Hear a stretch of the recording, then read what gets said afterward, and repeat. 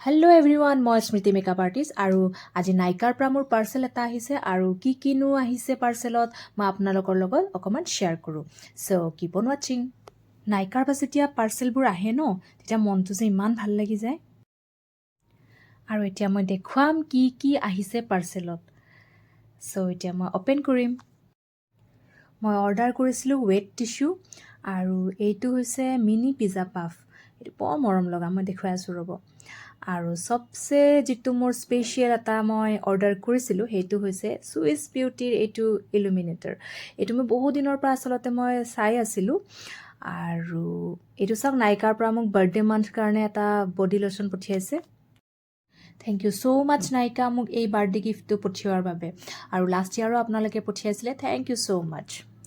আৰু এইটো হৈছে মিনি পিজ্জা পাফ। চাওক কিমান বেছি মৰম লগা।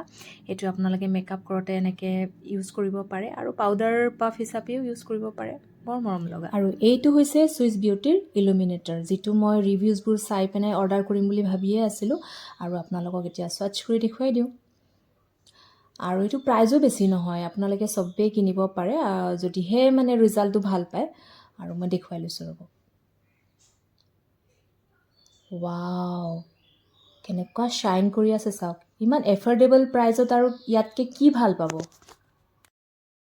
নেক্সট ভিডিঅ'ত মই এইটো ফেচত ইউজ কৰি দেখুৱাম দেই আপোনালোকক। ভিডিঅ'টো শ্বেয়াৰ কৰিলোঁ আপোনালোকৰ লগত আৰু কেনেকুৱা পালে মোক জনাবলৈ নাপাহৰিব। Thank you so' much.